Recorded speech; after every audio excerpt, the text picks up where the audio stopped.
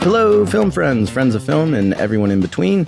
Welcome to the Film Folklore Podcast. I am Jed Props, and I am joined today by Justin Sound. Hello. And for the first time ever, our guest is here with us for the intro. So we're going to do an early introduction to Brigitte Video. Hello. Hi, Brigitte.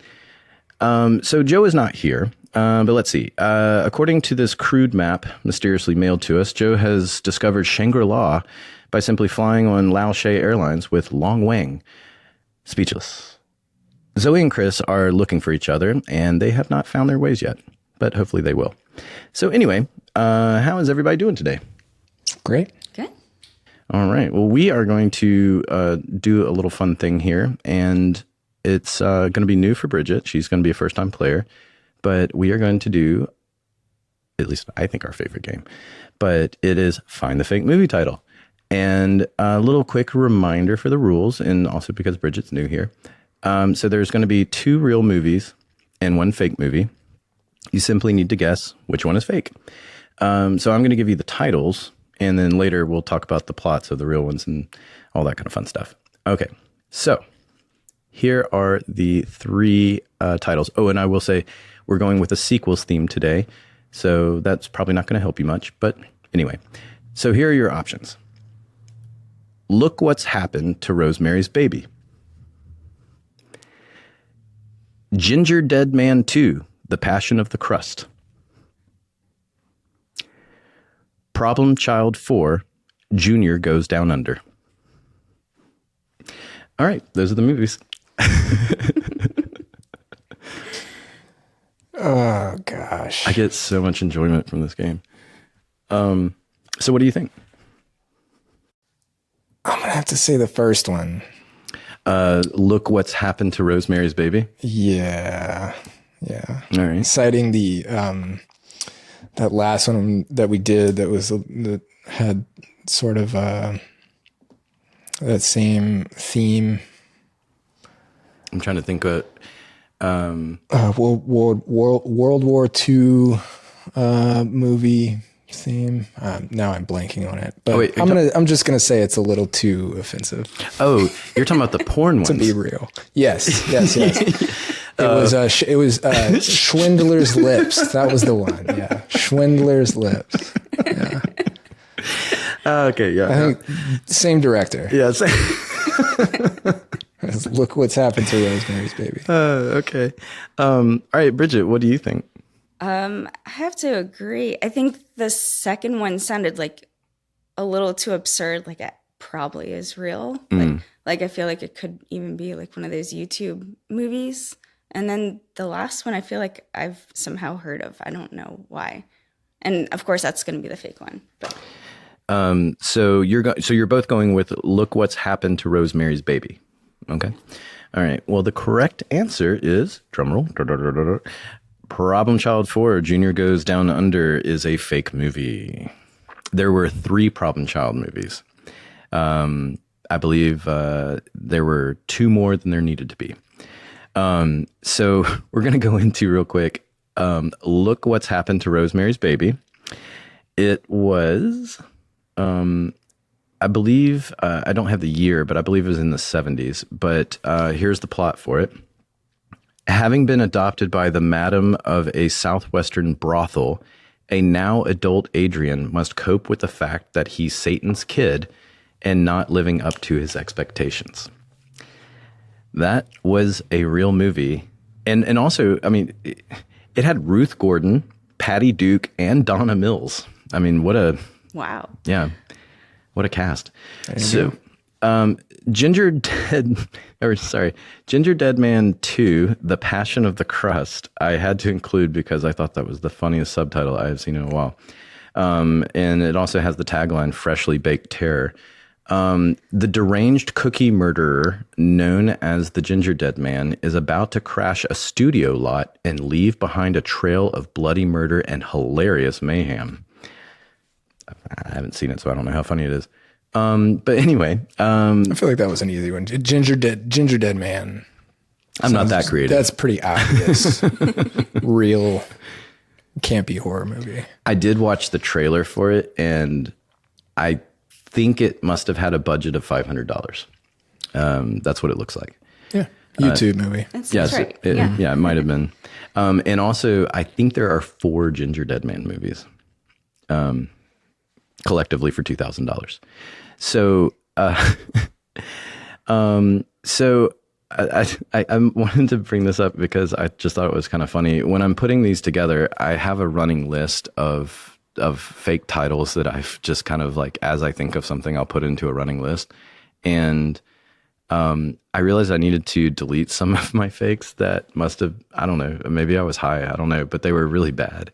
But they're so bad that I thought I'd bring them up just because for the chuckles. So one that I had in my list was Titanic 2, Through the Portal of Time. I wish that one was real. I know. Oh, no, I wish all of these were real. Gone with the Wind 2, Blood Horizon. And Xanadu 2, The Missing Plot. So anyway, I deleted those. I only bring them up because they were bad. Brigitte, you're already here with us, so we're going to have to do things a little bit different. So I don't really have any good segues, as we were talking before we were recording. So we're just going to dive in. Brigitte has worn a few hats over the years. We're excited to have her on here today. And currently she is a graphics video. Am I saying this correct? There's many ways to say it, but basically video playback graphics. Video playback graphics. Designer. And we are going to get into all of that today. So without further ado, let's welcome Brigitte Video Graphic Playback. Hello. All right. And hi, Brigitte, and welcome to the show. Let's see. We're currently on the same project. We'll keep it unnamed. But it was good to see you again. I hadn't seen you in a while. On our current show, you are doing video graphic design, and we're going to get into what that entails because it actually has a lot to do with props. Before we get into what that is and what it entails, let's kind of get back to the beginning for you. And I think because you have an interesting job that involves a lot of technical and creative aspects, which is kind of unique for who we've met and talked to so far. Were any of these kinds of elements interests of yours early on?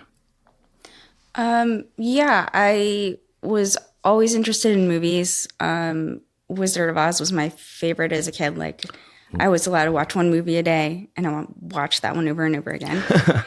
And, I didn't realize at the time that there's more than a director and actors. And so I was like, oh, I'm going to be an actress. And as I got older, I realized there's other aspects of it. And in high school, I was part of a club. It was like a closed circuit television program. And oh, cool.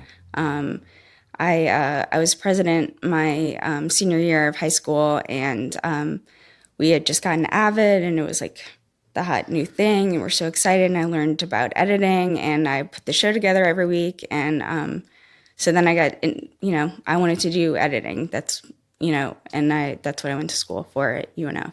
Okay, so are we allowed to say where you went to high school?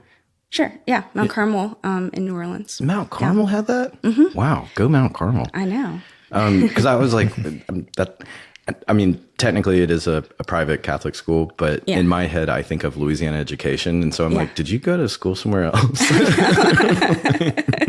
That sounds too nice of tech for what we usually have. It does. Did the people, the teachers at that school, did they push you to go to UNO film school, or did that something you kind of discovered on your own? It was kind of like a practicality thing. Like, it's cheaper to go in state. I wanted to go to Savannah College of Art and Design, but it's out of state. It's expensive. I had a scholarship and funding for UNO, so it was kind of like, and also like film had just started getting big here. I remember like Deja Vu was like, oh wow, okay. shooting, and I was like, when I was still in high school, and I was like, oh, there's like stuff shooting here. I don't have to like leave and go to LA or New York or something. So, and it seemed like a good move to stay here. That and I'm gonna preface this with no offense to SCAD. One of my brothers and his now wife both went to SCAD, and that's where they met, and now they're married and they have wonderful children. So great for that. But they will be the first ones to tell you that price for what the outcome was. They're like, we didn't have to go there. Yeah.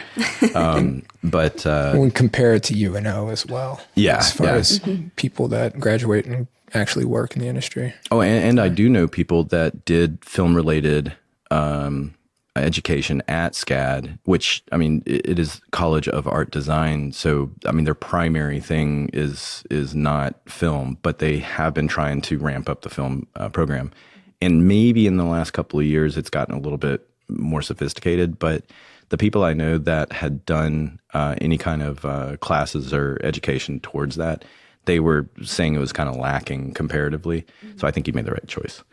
I didn't even finish UNO. I think, doesn't matter. So it didn't even matter. And Nope. I don't think anyone's ever asked me where I went to school or you know, what my education is in film. So, and that's something that you learn once you're in, is that it's really, do you know how to do your job, not how did you learn how to do your job? Right. And that's definitely something true, because I think a lot of us would like to go back in time and save some money.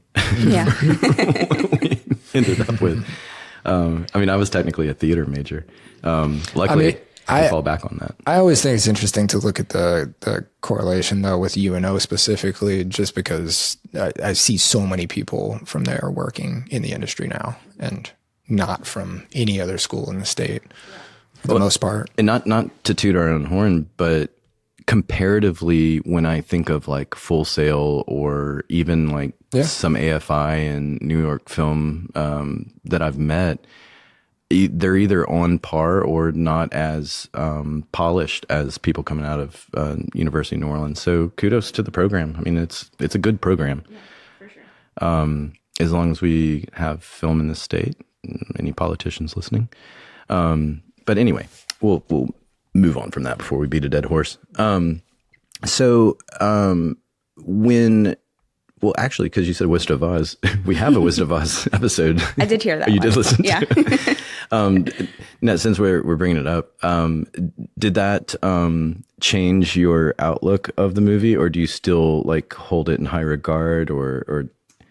Yeah, it's hard to look at it now from that same like childlike perspective, knowing all the horrible behind the scenes thing. But I think that's like the whole thing with film now, like knowing how the sausage is made is just kind of, it's hard for me to watch any movie now, I think, because I'm picking things apart or I'm noticing things, and I don't know, it's hard to enjoy it in the same way.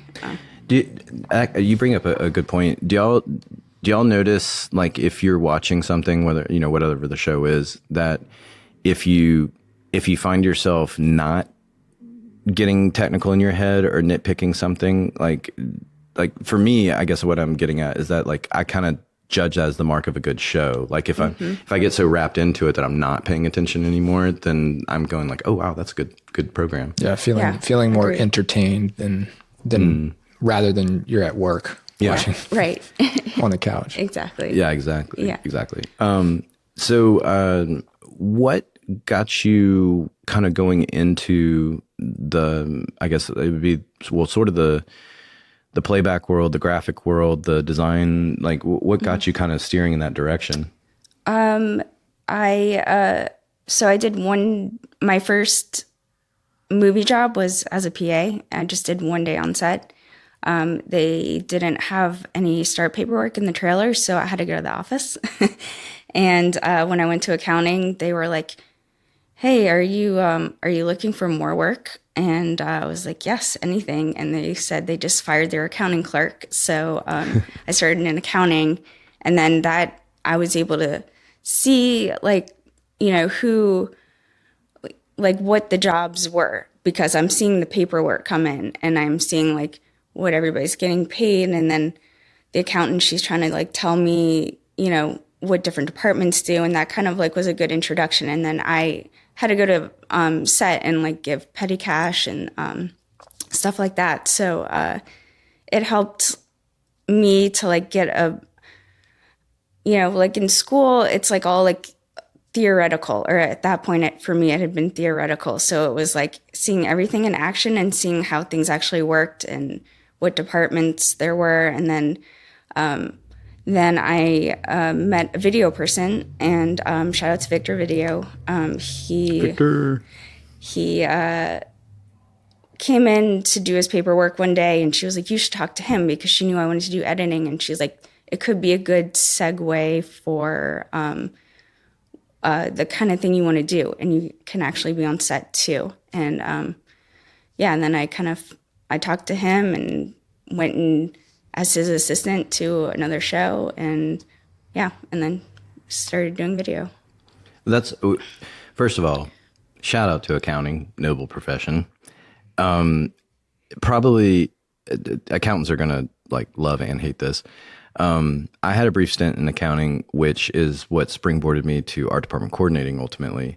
And back when I was doing that, it was a simpler time of accounting, but accountants really liked me because I had an understanding of the department. So it was helpful. And if it was reoccurring production accountants and things like that, some of them recommended me on jobs because they had worked with me. And so it was a nice thing at the time. But I wholeheartedly agree. It's not glamorous. It is a lot of number crunching. It's a lot of paperwork. It's a lot of bureaucracy. But you do get a very centralized view. I mean, you're at the financial nervous center, so you are getting a very good perspective. So I think it's not a place where a lot of people want to get in the industry think about, because why would you think about accounting? No offense, no profession, but it is definitely a good starting point if you are trying to get your foot in the door and they are just looking for someone to kind of help at the entry level. Because of that, because it does give you a good look at the landscape, I think is the way. So yeah, I think that what a serendipitous thing too that you met Victor for that, which is pretty cool. So once you got in with him, like I guess my question would be like, what's the kind of the process for like training you, kind of getting you up to speed? I'm assuming there's very specific programs y'all are using. So is it kind of like a self-training sort of thing, learning on the job? Yeah, it is. And so we kind of had to brush up my resume a little bit and make it look like I did more than I did, because the thing with video is that usually it's a one-person department. It's really hard to get into because you don't get an assistant that much, and he was able to get an assistant on this particular job because it was a 3D movie. He needed more help, and this was for video assist, not for graphics. So different than playback. So we had to kind of make it look like I did more than I did, and in order for him to get the assistant for that show. And sorry, I just lost my train of thought. That's awesome that he pulled that for you. I mean, I love doing that sort of thing for people as well. If we can, if I know that they're going to be a good on set, Yeah. and I can trust that, then I would totally flub somebody's resume to get them on.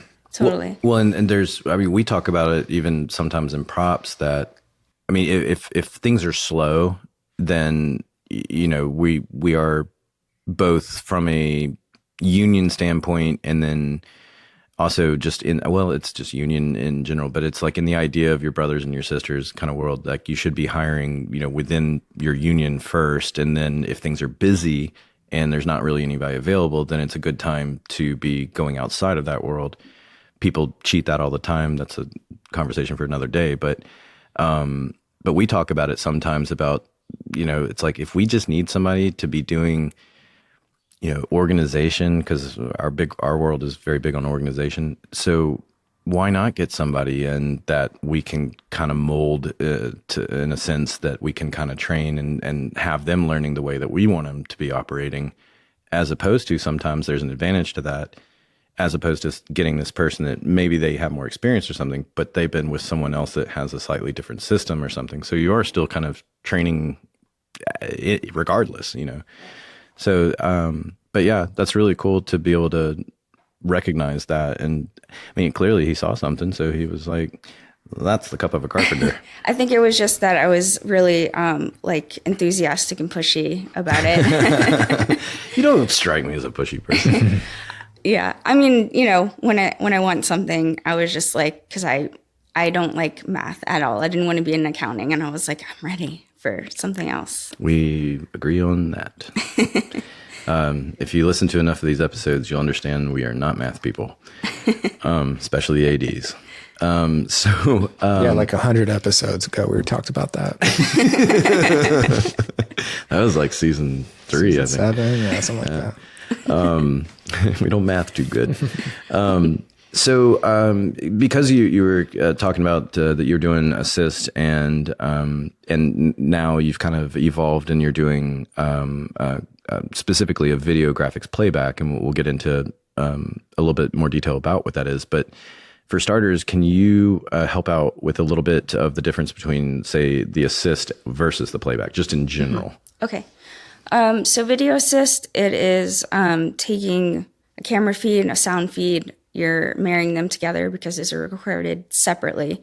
And it is basically for continuity purposes on set or for visual effects. Now, especially with digital, it's a lot easier to use that for visual effects because you could be helping them line up green screen and, you know, you have a plate shot and you're putting the regular shot in front of the plate and making sure that everything is lining up and looking okay, so that you don't have to go do reshoots. Okay. And to help me out so I don't have to explain this later on the website, can you explain for everybody what a plate shot is? Because I would rather you explain that than me. Okay. So plate shot is like basically like, okay, if there's a scene and they're in a car and they're doing green screen as the background of the car, your plate shot is actually like the moving scenery in the background. So they might go with a car that has a bunch of cameras on it. They record all those, and then those are your plates.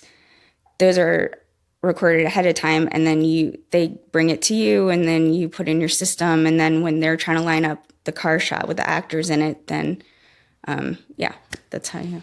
Yeah, that's how you get the effect that they are actually on the road and driving. Yes. Thank you for that. So when you made the switch into the video graphics world, and we met on NCIS, and so you were doing video graphics at that time. I was just doing playback at that time. That there was another graphics company in California that was doing the actual graphics, but I had done it before that. Okay. Yeah. So so on that, in that example, on that show, they were designing out in California and then basically sending over to y'all sometimes for y'all to put onto devices and things like that. Yes. Got it. Because that's where we have our crossover, is that props is the wrangler of the electronics, say like an iPad, a phone, something like that. But nowadays we rely on you guys to put the things onto the device. Yeah, with playback, it kind of depends on who's doing your graphics, because different graphics companies use different programs in order to fake that phone call. With the company I work for now, Twisted Media, we have like our own app that it can fake any kind of phone calls. So you're basically like, it depends on if you're using an iPhone or an Android, but you're like with iPhone, you have to have like a developer mode and all this stuff. It's a little technical, but you are loading that app on in developer mode, something that you can't get in the actual app store. And then so it's an app y'all built that we built. Okay. Yes. Customized. Yes. Yeah. but not like available to the public kind of Right. thing. And then with Android, it's a little bit easier. You just, they take ABK apps onto the phone, and, it just has to, load on there. And then as far as phone calls, like we have a thing where you can say, like, this is the person that's calling, this is what their background looks like, this is the time that it is, and this is what it's going to do. It's going to go from the home screen to the call, and then they accept the call. And then when the call starts, then the numbers start going up for how long the phone call is. And then when you tap on this, then it goes to the other screen. Yeah, there's a I'm trying to remember. I mean, I guess it's been 10-ish years now. When excuse me, when the technology was sort of in a kind of limbo world, where getting to where it is now, it was like basically what we were starting to notice in earlier cell phone days. If anyone thinks about it, when you get a call and you put it up to your ear, the screen goes black, which is how it actually functions in reality. We were having issues where maybe the person, say, puts it up to their ear, but the fake thing that's on the phone isn't disappearing. So even though that's not like a major gaffe, it would be kind of a little continuity issue that we would be looking at. Those things have kind of been cleaned up now from the earlier days. And another one one of my favorite things is when it's a laptop or a text message. I love the apps and that the actor can just type at will and the correct words come Yes. up on the display. It's just one of those fun things to mess around with, because if you imagine yourself just typing away Yes. and not even looking at the screen, but then the correct stuff is coming Right. out, it's just kind of a funny gag. But those programs have gotten so sophisticated now, because you can adjust like the timing of how many rings, say, you can maybe the delay, it wasn't quite enough and the timing needs to be adjusted now that they're actually rehearsing. And you can just go right into that app and just make a little adjustment, and then there it is. Yeah. Which, I mean, fantastic for nowadays, catching up with the electronics. Yeah. But now what you're doing is a little bit more on the design side, correct? So you're getting to work inside of the app, amongst other things, to do a little bit more of the build. Yes. So how did you make that little switch? So I started that pretty soon after Video Assist. I got asked on a show, because they kind of lump all the video stuff in together. They were like, hey, can you do this? And I said, yes, but I did not know how to do that. So I just kind of faked it. And at the time, and I think a lot of video people were doing this before we had, proprietary apps and stuff like that, was just making videos, and you'd have to like press play on set and hope that everything is timing out correctly and stuff. And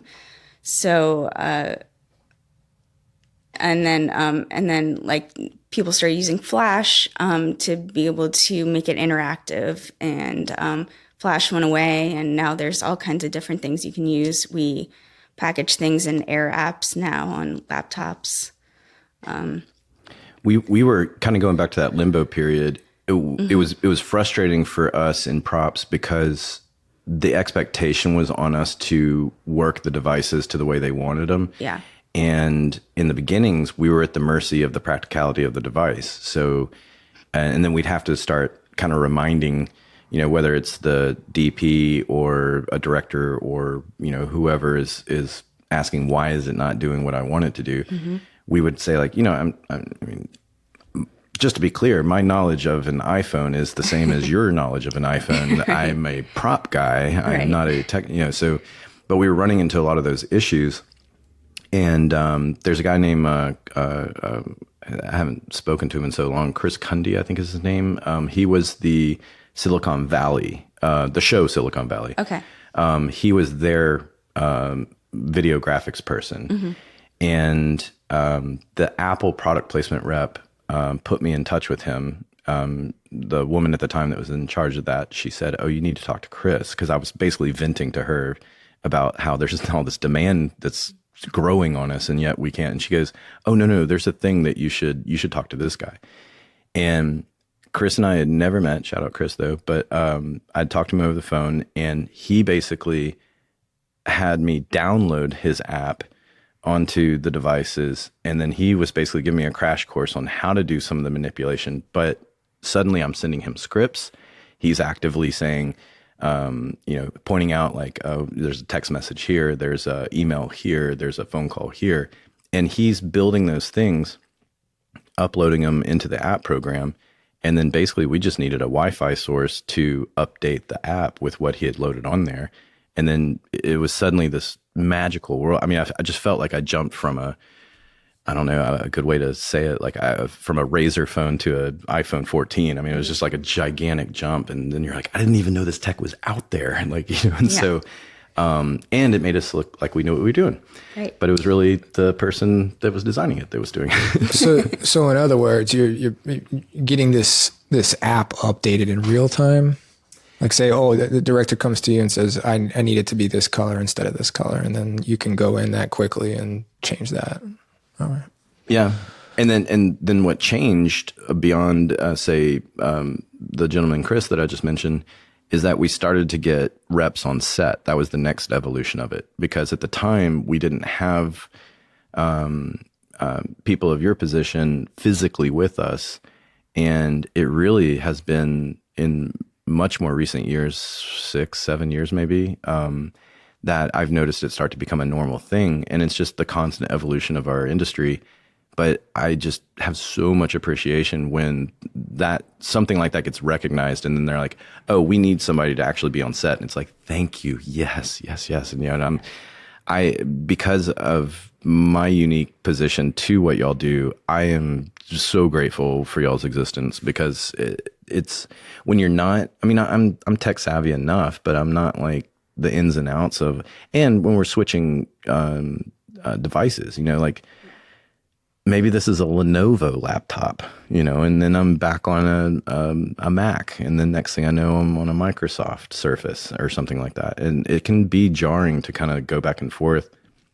For anyone that has simply, in a short amount of time, gone either from a Mac to a Microsoft or vice versa, like it's a lot. Yeah. Exactly. And also props is doing all of the other props. You shouldn't have to be worried about the electronics too, and making those work and knowing all the technology and stuff behind that. That's, I would love to have inside of the prop department, we have our own graphics playback person that's just dedicated. Yeah. And it's just selfishly dedicated to it. It's like, I don't care about the TVs. Somebody else can deal with that. So anyway, moving us along, although I lost my place. So when in the current world of things, and now that you get to be on set, as needed, I mean, cause we just mentioned, you're doing design, so that kind of keeps you on set, off set. Mm-hmm. Now when you're doing the builds and stuff, you're still having to send that to a rep that is on there. And then that person, do they have a specific title? Shout out to Steve, who's on our show. Video playback operator. Video playback operator. So once y'all build everything, and then he becomes the actual facilitator, because he's coming and taking our stuff. Yes. He actually, again, shout out Steve, we got him a little room. And it's become his little tech room. But, and we basically are like, here's all the electronics, hats off to you. But it'll be something funny. We'll get told, not by Steve, but by your bosses, which we'll keep them nameless, not for bad reasons, but maybe that we get told how old are those Samsungs you're using? Aren't they like 19s or something like that? And it's like, can we get those updated? And we're like, yeah, sure. I mean, you tell us. I don't know until you tell me. Where it's like, are they using an iPhone X, instead of a 15? Yeah. So we basically wait to be told to buy something new, and then we'll go, yeah, sure, sounds great. Yeah. But for you now, with what you're doing, or I mean, you can even speak a little bit to the jobs that you did getting up to this. What do you like about the process, or what's the kind of stuff that gives you, like, you go home feeling good at the end of the day for the kind of stuff that you're doing? I think I don't get to see it as much now because I was also a video playback operator on set for a long time, and you get to see it pays off more when you're on set. And just seeing like a whole scene is around the graphics that you made because they're all staring at this TV, and a bunch of stuff is popping up on the screen, and like you're triggering that stuff and they're reacting to the stuff that you have popping up, and it's making the whole scene come together. Like, that's the payoff for me, but I don't get to see that as much now. But it's still cool, like, seeing it afterwards, like watching that scene and seeing like, oh, that's cool. Like, and then also seeing like, oh, that's like my artwork that I made. Like, that's cool. Yeah. That is cool. Yeah. I have a technical question because it's part curiosity, but a lot of times we'll be in situations where we'll say it's a TV or it's a monitor. Maybe there's a video that we owe that we haven't recorded the video yet that needs to be on that screen. Or maybe it involves some kind of build that would be in your world, but maybe we haven't taken some photos that need to go into that yet. So in those situations, we'll do what we used to call green screen, but it seems like we're doing blue more these days. Yes. And so my technical question is, why are we going blue? I'm just curious. It's usually we go by whatever the visual effects supervisor says to do.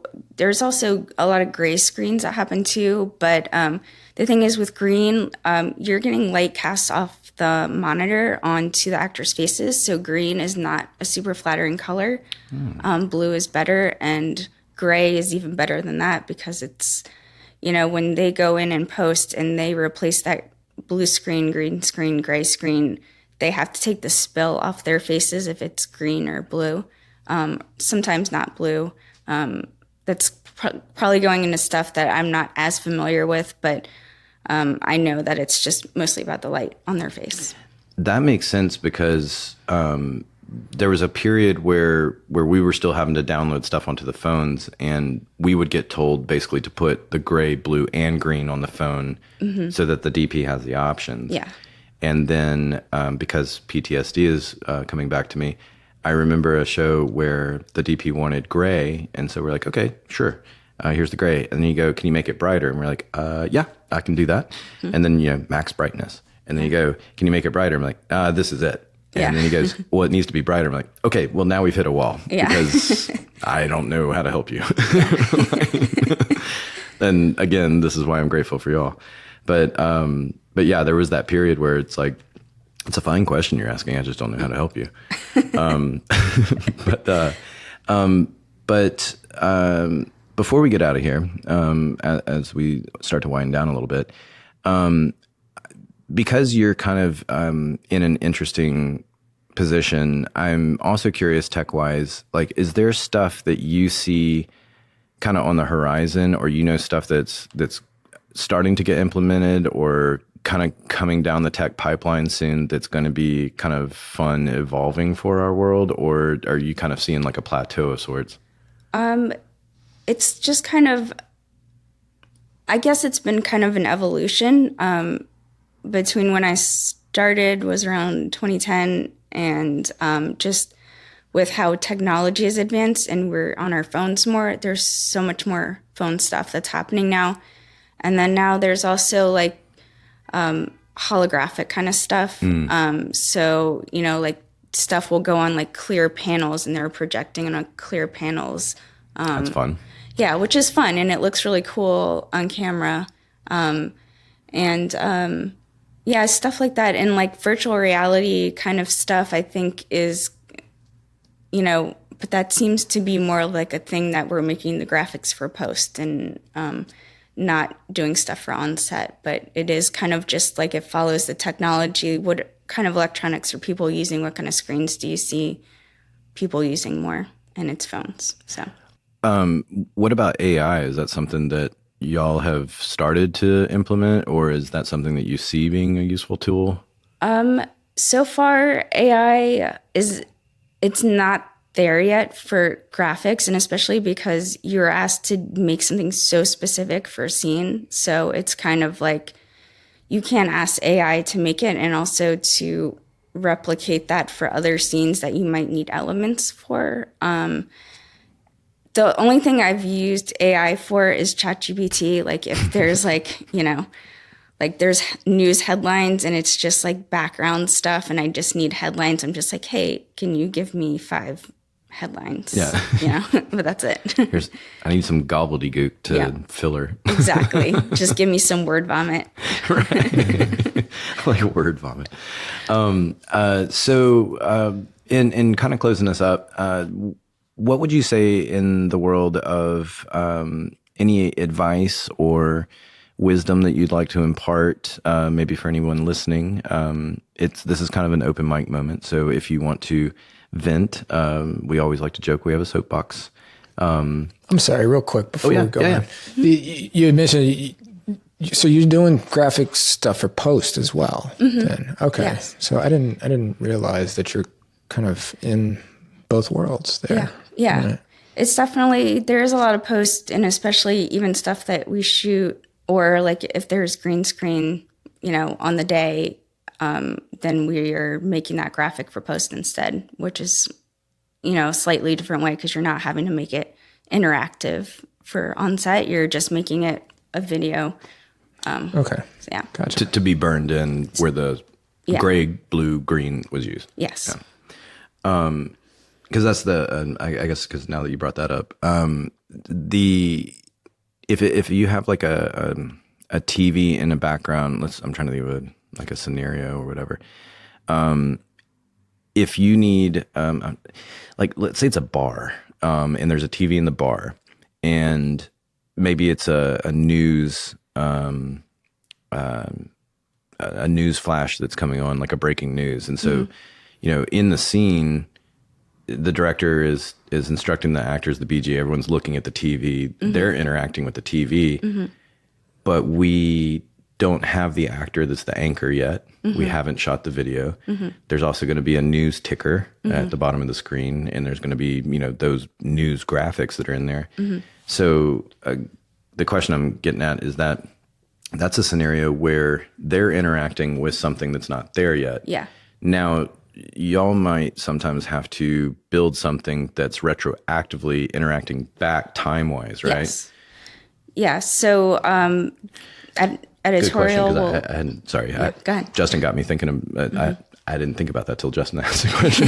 Sorry, go ahead. So editorial, they'll send us, their cut, and then, I'll put the cut in After Effects as I'm animating it so that I know, like, oh, they're reacting at this point. This is when this should pop up. And just kind of following that, and also like to get the timing exactly right. So, and they might tell us like it's this many frames in or something like that when this needs to happen. Okay. And then y'all are sending that back to the editing suite basically for them to ultimately put it into the final, but you're working on the timing of it and everything to get it right for them. Yes. Correct? Okay. That's really cool. Yeah. Thank you for asking your question. Do you have anything else? I'm good. Because I like that one. I mean, I was just curious because, we also talked with David, and for continuity purposes, we talked with David last week about, just communication with post and things like that. And so I was just curious how your department is, in that world. And so, you're just always in it. Yeah, always in it, yeah. Fingers in a lot of pies. Yeah.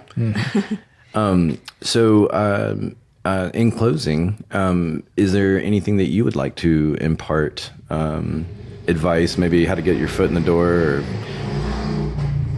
You get some motorcycles too. Yeah. And David takes the cake. It's a special day. Yeah, I know. For getting your foot in the door, I think, like I've trained a lot of playback people, and it's always the people that I pick have been people that are persistent and that I can see that whatever they're doing in their current job, that they're doing a good job in that. And I know that I think a lot of it, you can learn like the technology and all those aspects of the job, but I think a lot of it too is like your personality, because you are a one-person department a lot, so you are having to interact and deal with a lot of people and set expectations, and also like keep your cool when all of a sudden all the monitors go black and you don't know why, and you have to figure that out. So I just looking for like good personality, keeping your cool, and also just persistence. That's great. You also just gave me a mild panic attack when you said all the screens going black, because I would not know what to do. It's almost always backgrounds like kicking out a power cord or something under a desk. Oh, that makes sense. It's like a very simple solution. Yes. It's the God, I can't think of his name. In Airplane, the Annie M. It's a twister, but he pulls the plug that kills all the lights on the runway. Sorry, very specific reference. Well,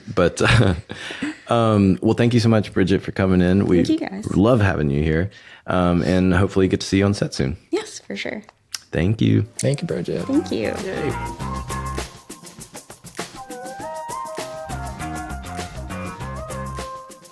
All right. Yay, Brigitte. That was great, man. She's fantastic. And just to be clear, she's not here with us now. I don't know, Justin, what did you think? Bridgette's great. I learned a lot in that one. I was about to say that was very educational. I guess that was our first or sort of introduction into the post-production world, right? Yeah, I think you're right. We haven't really, we definitely have not had a post person on. So yeah, I sort think of tippy-toeing into the post world. Right. She's got a foot in the pool, the post-production pool. Yeah. I wanted to ask you, because we were talking about kind of how crazy the industry keeps evolving with tech and everything. I wanted to ask you, as far as like sound goes, are y'all seeing a lot of rapid advancement in more recent years, or are y'all kind of like at a steady pace of the tech that you're using? No, there's definitely been a rapid advancement in our world with AI. And I think it's because people in the sound world have been dabbling with AI for years before it was in mainstream media, using AI to clean up audio, as they say. You know, if there's a lot of noise behind some audio and somebody's voice, AI has been used for years now to essentially take that noise out of a recording and make the voice more present. Oh, wow. Yeah. And now it's sort of, like the technology is advancing so far. You're getting to a point where, and this is where it does kind of get scary for a lot of people, I think. You're getting to a point where you can, there's two things that AI is really kind of touching in the audio world. And the first is, you're able to separate audio out of, so imagine you have a recording of a song, right? If I only want to hear that person's voice in that song, I can take everything out and only hear it. Now I have an a cappella version of that song. Oh, wow. There's a free app that can do that. Oh, okay. Yeah. iTunes can do that now. Oh my God. It's called karaoke mode. Now I could take the voice out of that song and sing to any song. So, actually, because I just did karaoke on my birthday when I turned 70, and happy birthday. Yeah, thank you. But I thought I hadn't done karaoke in so long, but I thought it was interesting that like, they gave me a piece of paper and I'm like, don't I need to look at a catalog or something? And they're like, no, just like whatever you want to do. And I'm like, whatever I want? Like, what if I had like an obscure African tribal drum song or something? They're like, yeah, probably. Yeah. Is it on iTunes? So I guess that's what's changed, is that the DJ, karaoke DJ or whatever, they're not beholden to a catalog anymore. Yeah. Which is in itself kind of scary, but that's just like, as you were saying that, I was like, oh yeah, that's right. I was just kind of like, we were all just willy-nilly what we were like turning in. Mm-hmm. I should have put it to the test. Yeah. And then the other side of it is, and I think this has been in the news a little bit more in the past year or so, but actually synthesizing people's voices. Oh wow! Right. So, and it was done most recently. The scariest thing that we've seen in the news so far is the Joe Rogan thing, where they actually created a Joe Rogan podcast without That's creepy. any actual people. It's just AI. Have you heard it? I haven't heard it, but I take that back. I listened to it just to see how it would sound. Mm-hmm. And yeah, it sounds like Joe Rogan's voice. Oh, wow. Yeah. And that's, if you have enough hours of somebody's voice recorded, just out there, then yeah, you can train a computer to mimic that. That's because I had heard that they did that, but I haven't actually listened to it. But you just reminded me, I think it's Toy Story 4, and I'm blanking on, what's the, Don Rickles. He did the voice of Mr. Potato Head. Oh, okay. And long time comedian and everything like that. But he had died before Toy Story 4 was doing, and apparently they got the permission from his family, and they combed through hours of decades of material. And so all of the Mr. Potato Head lines in the fourth Toy Story are all posthumous, clipped together from just Don Rickles sound bites over the years. And I mean, it's very seamless. Mm-hmm. And how long ago was that movie now? I mean, a good, 6-ish plus years ago, maybe 7. And that's not an AI thing. That's just very skilled sound people combing through hours of clips and editing them together, making it seem smooth. What you just described is scary by comparison, because basically all the effort that those people did not that long ago isn't even necessary. That's crazy. Yeah. Or the other way we can look at it is, okay, maybe those people are still necessary because we still want it to seem like it had, the human touch has to be there still. We can listen to a Joe Rogan podcast fully AI and never know the difference. But if you put it to video, then you're going to know the difference. Right. Because then it's just not going to sound like it should, it's not going to sound like what you're watching. Right. Essentially. God, that is crazy. I used to be very tech savvy, and as I'm getting older in my actual age, it's moving faster than you're getting scary. Yeah. Like it's because on the one hand you're like, oh my God, I'm turning into my parents kind of thing. Because I remember my dad used to be very tech savvy, and then it started to slip away from him. Mm-hmm. But it's going at an even faster pace than it was, then. And motorcycles. Hey, what do you know? It's like it's a New Orleans parade. Unannounced. But because Zoe's not here, but I'll give one of my favorite Grandpa Simpson lines, where he says, like, I used to be with it, then they changed what it was. Now what's it is weird and scary to me. Mm-hmm. That's what I'm starting to feel like, because I'm at the point where here it is, you have your smartphone in your pocket that literally is a finger touch away from all the information that's on the internet. And I'll find myself going, God, what was that guy's name? He's in the movie with and it's like the answer's right in my pocket, and I just don't even think to pull it out. I mean, that's what's happening. And I don't like it. Yeah. Don't like it. And I don't like it. But yeah, I mean, that's, God, I mean, what a crazy tech world we're getting into. It's exciting and scary simultaneously. Yeah. Well, that was really cool. And Bridget was great. Do you have any final thoughts with that? No, not that I can think of. Other than, I guess we should have asked her about karaoke. Speaking of karaoke. I know. That would have been, yeah. Do you ever put any words up on the karaoke screen that don't make sense? trying to get actors to sing things that are part of the song. That would be fantastic. That's something that in general we don't do as much as we used to, but we used to have more fun on set. Yeah, just throwing a little small prank kind of thing, but in good fun, kind of thing. And actors used to sometimes get in on pranks and stuff. And you don't see blooper reels in the credits as much anymore. No, and I'll leave the show nameless because I'm friends with a lot of the people that I worked on with it. But there was a show where at the end of the year party for the series, each season, they would have what they would call a blooper reel. Mm-hmm. But the blooper reel is beholden to the camera department. And so it's if it's not an actor blooper, it's just videos of the camera department in front of the camera. And you're like, this is something.